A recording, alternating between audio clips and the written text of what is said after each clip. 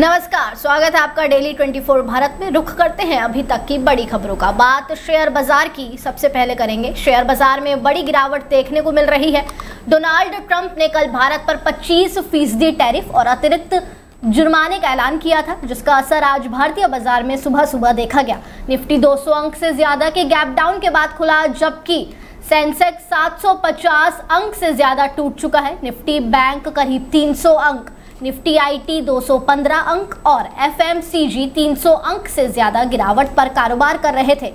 इतना ही नहीं, 9:20 तक बीएससी सेंसेक्स 500 अंक टूटकर इतना 81,000.65 पर और निफ्टी 160 अंक गिरकर बहुत कम पर कारोबार कर रहा था। बीएससी टॉप 30 कंपनियों में से 26 शेयर बड़ी गिरावट पर देखे गए, जिसमें सबसे ज्यादा गिरावट टाटा मोटर्स, आरआईएल और साथ ही साथ कई बड़ी कंपनियों पर देखी गई। भारतीय एयरटेल जैसी कंपनियों के शेयर में करीब 2% की गिरावट देखी गई। वहीं 4 कंपनियों के शेयर तेजी पर रहे, जिसमें सबसे ज्यादा उछाल जोमेटो में रहा। बीएससी स्मॉल कैप में शुरुआती कारोबार के दौरान 400 अंक से ज्यादा की गिरावट देखी गई। वहीं निफ्टी स्मॉल कैप में 600 अंक की गिरावट देखने को मिली थी। वहीं बीएससी मिड कैप 300 अंक से ज्यादा टूटे थे। स्मॉल कैप में फेस 3 लिमिटेड के शेयर 10% गिरे, जबकि मिड कैप से ज्यादा गिरने वाला शेयर प्रीमियर इंजीनियर्स लिमिटेड रहा।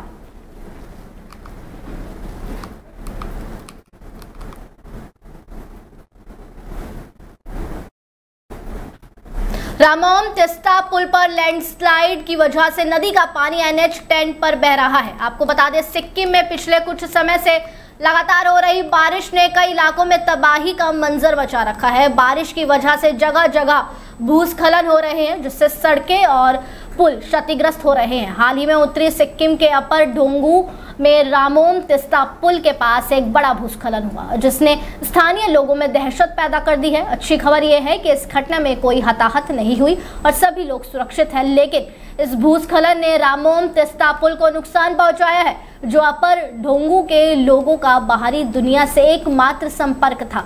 इससे गांव वासियों में चिंता बढ़ गई है। सिक्किम में भारी बारिश ने कई जगहों पर भूस्खलन को ट्रिगर किया है। उत्तरी सिक्किम की बात करें तो ढोंगू के रामोम तिस्ता पुल के पास हाल ही में एक बड़ा भूस्खलन हुआ। ये पुल अपर ढोंगू से लोगों का बहुत बड़ा महत्वपूर्ण इलाका था, क्योंकि ये उनको बाहरी दुनिया से जोड़ने की केवल एकमात्र कड़ी थी, जो इस वक्त टूट चुकी है।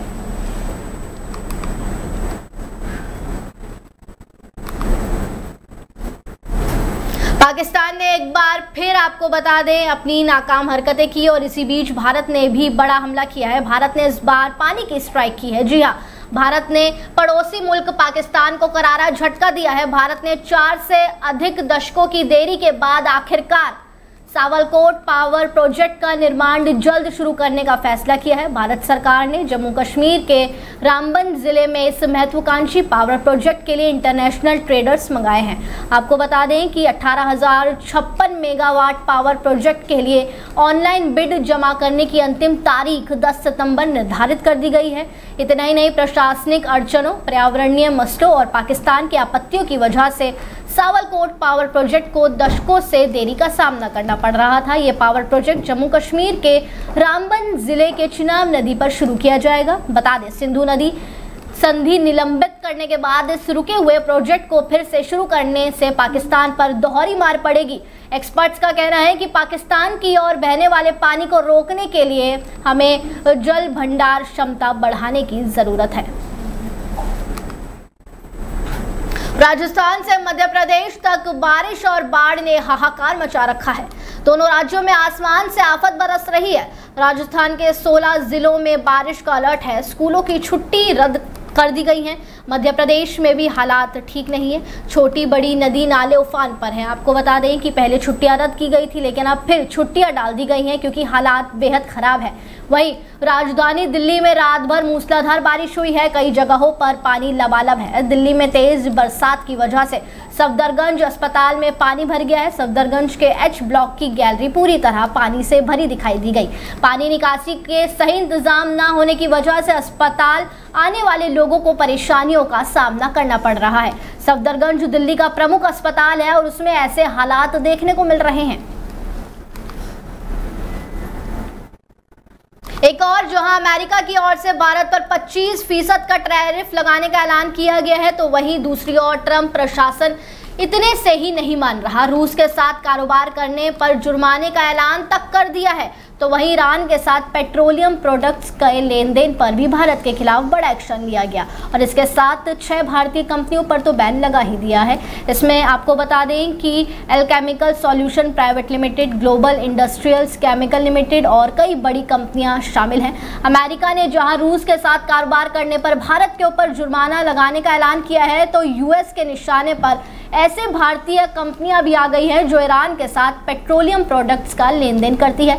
अमेरिकी विदेश मंत्रालय के अनुसार इसे लेकर 6 भारतीय कंपनियों को कार्यकारी आदेश के तहत प्रतिबंधित किया गया है। ट्रंप प्रशासन का यह फैसला दरअसल सीधे तौर पर ईरान के पेट्रोलियम और पेट्रोकेमिकल सेक्टर को टारगेट भी करता है।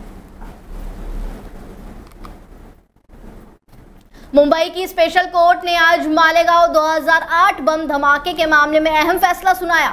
इस केस में सभी 7 आरोपियों को बरी कर दिया गया है।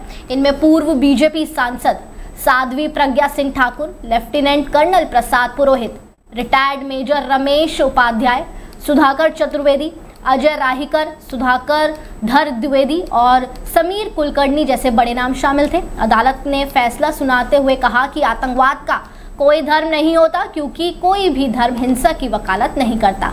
बता दें, मालेगांव विस्फोट मामले में विशेष एनआईए कोर्ट ने सभी आरोपियों को बरी करते हुए कहा कि आतंकवाद का कोई धर्म नहीं है और हिंसा की इजाजत तो किसी का धर्म नहीं देता। फैसले में कहा गया है कि मृतकों के परिजनों को 2 लाख रुपए और घायलों को 50,000 रुपए का मुआवजा तक दिया जाएगा।